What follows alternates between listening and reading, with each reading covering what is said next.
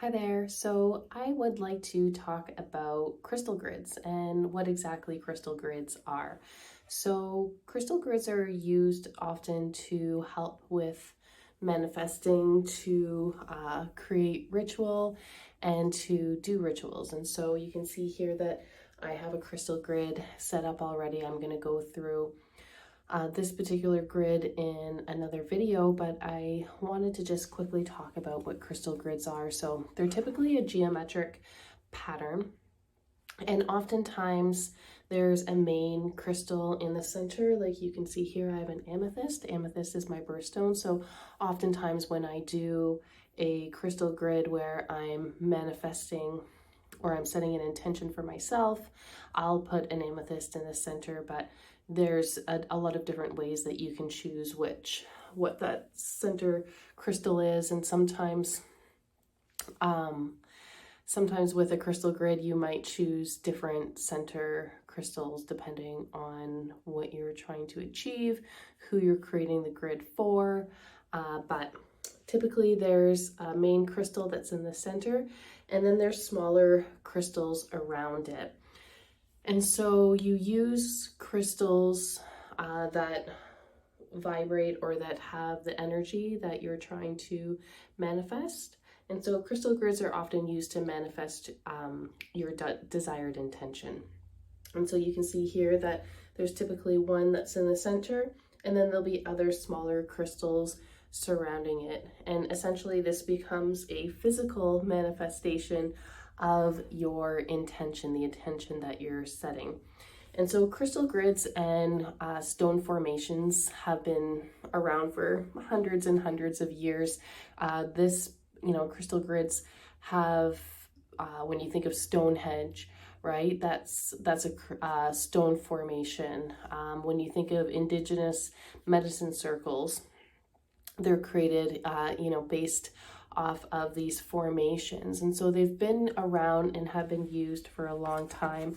And in this particular crystal grid, I'm using the Flower of Life.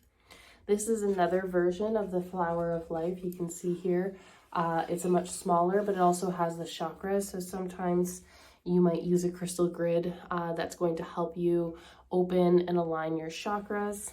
Then there's other different kind of crystal grids that are more like this, where they're more mandala. They still have patterns and a geometrical shape to them.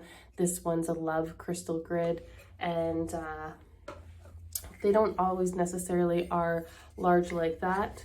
There's also smaller versions depending on what you want. So this is a Metatron's cube crystal grid, and then a Flower of Life with the chakra, the different 7 chakras in there. And so using a grid like this isn't necessary. You can create it just out. I could create one just on this table if I wanted to. Some people like to draw their crystal grids. I personally like to use these solid wooden ones because I like to, once I've created my grid, I've set my intention, if I want it to stay, I might not want it to live on my altar while it's doing its work.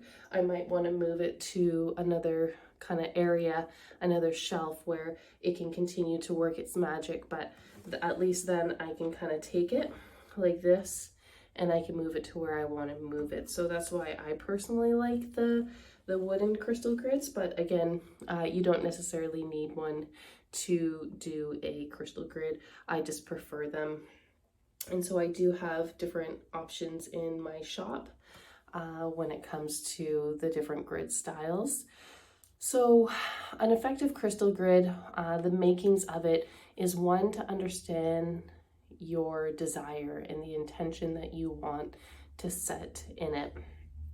And then after that, you're going to use kind of key elements that have the same energy and vibration as that desired intention. And so now you don't necessarily, in crystal grids or grids in general, some people use a combination of things. They don't just use crystals. They might include flowers or different things of herbs. They might use it to create elixirs. I can talk about that in a future video.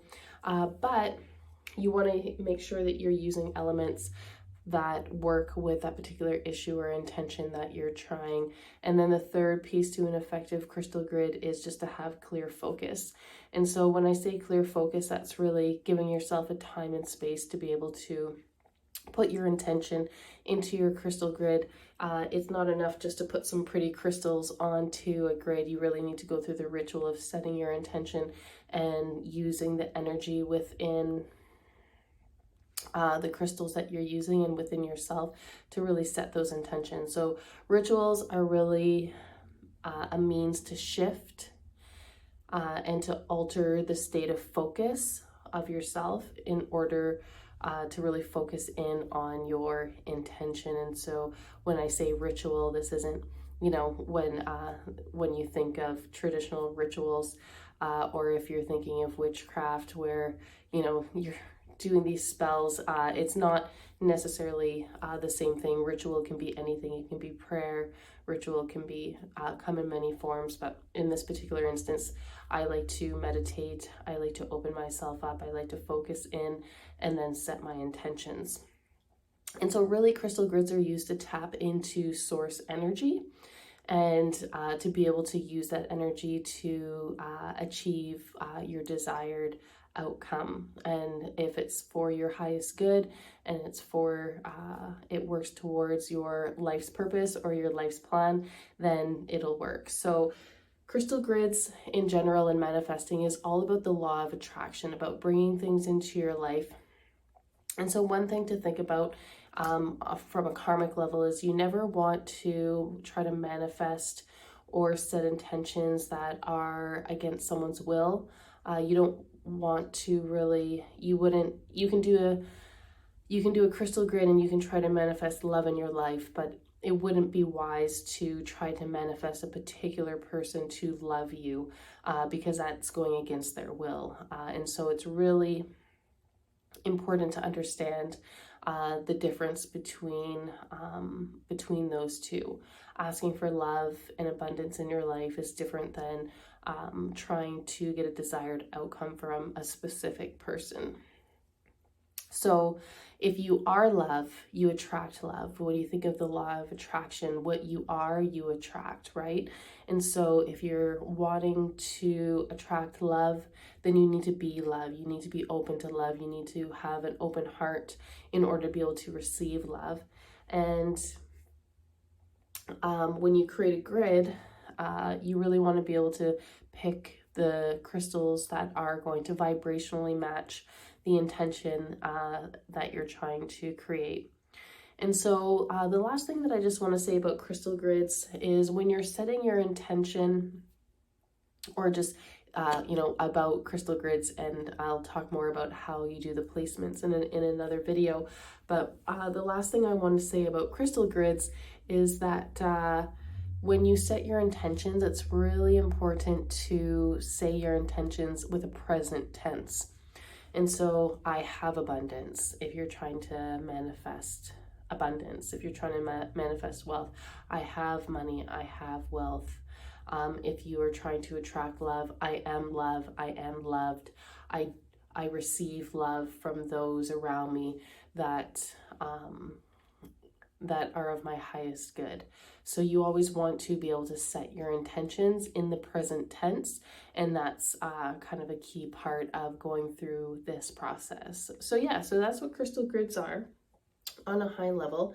And next, I'm going to start talking about setting up your crystal grids and the different crystals that you can use. This, I could talk for days and days and days about crystal grids and how to use them, but I'm just going to go through a basic explanation of this crystal grid and how I chose the crystals that are in it and what I'm trying to achieve. And I'll do that in the next few videos.